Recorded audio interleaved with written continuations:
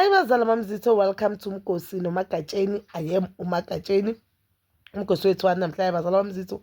I wanted us to talk about uMaqele, guys. So on the previous episode of Uthando Nesthembu, ubaba lo and the marriage counselor labe babiziwe so that they can fix izinto inkinga zakaMusa Mseleku namakhosikazi wakhe. Ubabuzile ubaba ukuthi yini into ozothi uyayithanda ngomseleku. Bonke amakhosikazi, they have nothing positive to say uMaqele. So uMakhumalo said yena lo mseleku lo bekamazi, yena kusilo bekamthanda, lo mseleku bekamthanda kusilo bekamthanda, because umseleku uke washo ukuthi uMakhumalo le wamthanda wamshada and wafisa ukukhulisa umuzwa wamseleku naye akusuye lo simbona manje.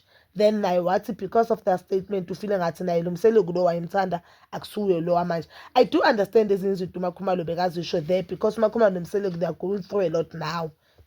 Or the time bokushootwa the season of Uthando Nesthembu. So vele kukhona lokho ukuthi uzothi you know what, I have nothing nice to say ngalo muntu manje, not because lo muntu akakazo yenza izinto eziright kuwe, it's just because now you are going through a lot, so akukho kuhle okubonayo now, you understand. And unfortunately impilo injani, if umuntu akwenza ububi seems like kusula lonke lo buhle akwenzele bona, then you focus a bit. That is how life it is, it like, guys. So uMangwabe yabo, when it comes to Mangwabe ngibhorile, I do not wanna lie. So it seems like uMangwabe nomseleku ubona nje mababhekene or makhona abantu umsebenzi wabo ukuthi balobanyathela namakhonzi batshengisa abantu ngalendlela abangancengani ngakhona, but when they are together they show each other love, which is not healthy, guys. It's not even healthy for ingane zabo.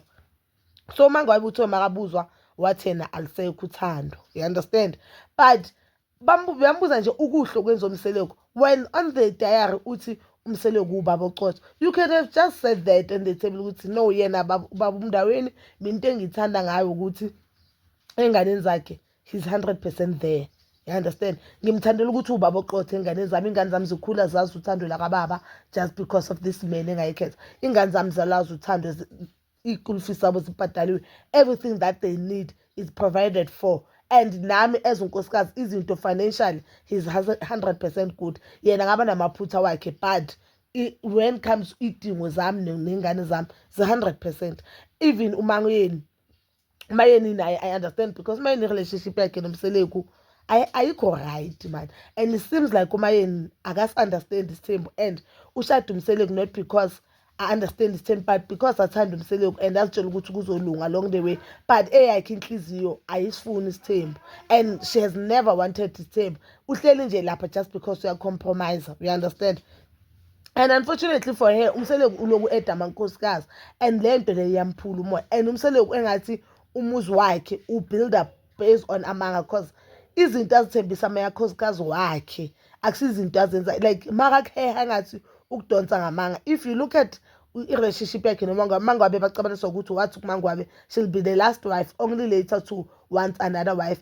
Umayeni khona izinto naye azishoyo umseleku wamthembisa zona, even the position akamayeni noMakhumalo up until today senza confusion because umayeni bekeza kamseleku knowing ukuthi uMakhumalo umuntu ozogada ingane and untombazana nje eshaya isigubhu esontweni, you understand. And her knowing that doesn't mean leso statement iqiniso. Obvious mabamtshela lezo zinto lezo uMakhumalo was not there because ukuthi no, mina I'm in a relationship with this man, and it was not indawo kaMakhumalo ukutshela umayeni this thing. So I feel like umseleku makangayeka ukuthi makaheha amakhosikazi wakhe akhuluma amanga somewhere, I think ezinye zezinto zizoba nokuthula, you understand. So mayeni naye ushilo kwakhe. Then uMaqele wathi my earthly king, sorry guys, uthe this is my king, this is my earthly king. So that means uNkulunkulu unkosi yakhe yala emhlabeni, uNkulunkulu wakhe wathi la emhlabeni.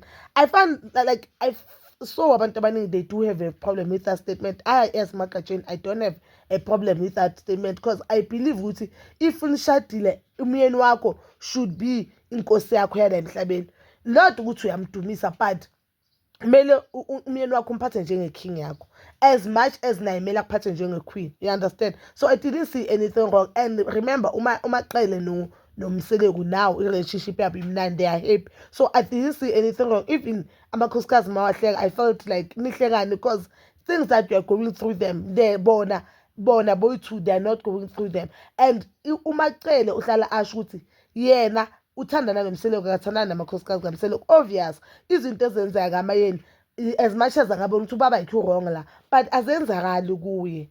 Into ebuhlungu ngayimpilo enjalo. It's like umzali singaba yi5 mhlambe athanda u1. Lo vele umbono wakhe kulo mzali anyeke ufane nalo obandlululayo. You understand?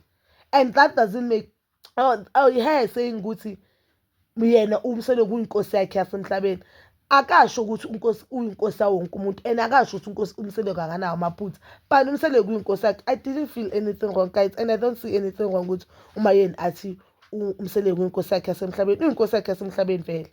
Uyinkosi yakhe because umyeni wakhe uyamthanda uyamnakekela and he has been providing for her for all these years. Unomuzi uMacele. Sorry guys, uMacele nomuzi. uMacele unengane eziwondlwayo. uMacele unemoto. uMacele akasebenzi. So uMacele financially she doesn't contribute anything kamseleko, but she has everything and anything that she needs. So vele umseleko uyinkosi yakhe. So I don't know why amakhosikazi bahleka, and I don't understand why abantu bakwatile ukuthi uMacele uthe my earthly king. I don't understand ukuthi abantu bakwateleni lapho.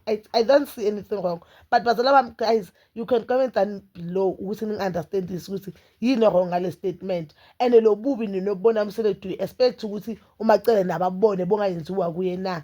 But guys, that is all for now. Please don't forget to like, subscribe, share and hit that notification button. Nginithanda ukuya nokubuya.